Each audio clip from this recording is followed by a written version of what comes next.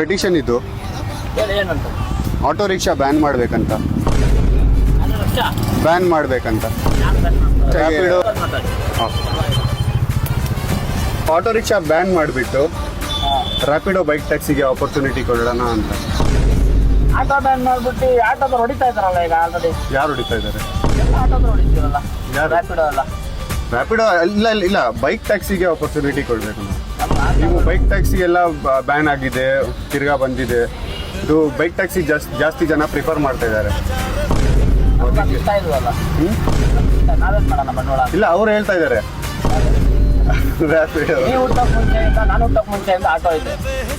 ಅದು ಸರಿ ಕರೆಕ್ಟೇ. ಒಂದು ನಿಮಿಷ ಆಟೋನ ನಾನು 87ನೇ ಇಸ್ವಿಯಿಂದ ನಾನು ಆಟೋ ಓಡಿಸ್ತಾ ಇರೋದು. ಅವತ್ತಿಂದ ನನ್ನ ಟೈಮಲ್ಲಿ ನಾನು ರಿಸಲ್ಟ್ ಮಾಡ್ತಾ ಇದ್ದೀನಿ. ಈಗ ಒಂದು 2 ಇಯರ್ಸ್ 3 ಇಯರ್ಸಿಂದ ಇವಾಗ ಬಂದ್ಬಿಟ್ಟು 6 ಲಕ್ಷ ಜನ ಬಂದ್ಬಿಟ್ಟಿದ್ದೀವಿ, 7 ಲಕ್ಷ ಜನ. ಒಂದು ಕೊರೋನಾ ಬಂದರೆ ಎಲ್ಲ ಓಡೋಗ್ಬಿಡ್ತಾರೆ. ನಾವಿಲ್ಲೇ ಇರೋದು ಆಟೋದು, ನಾವಿಲ್ಲೇ ಹುಟ್ಟಿ ಬೆಳೆಸಿರೋದು ಬೆಂಗಳೂರಲ್ಲಿ, ನಾವಿಲ್ಲೇ ಇರೋದು. ನಾವು ಸಾಯೋವರೆಗೂ ಆಟೋನೇ ಓಡಿಸೋದು. ನಮ್ಗೆ ಇನ್ನು ಯಾವ ಗೌರ್ಮೆಂಟ್ ಕೆಲಸ ಕೊಡಲ್ಲ.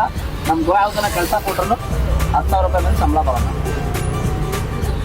ನಮಗೆ ಗೊತ್ತಿರೋದು ಒಂದೇ ಕೆಲಸ ಆಟೋ ಆಟೋದು ನಾವು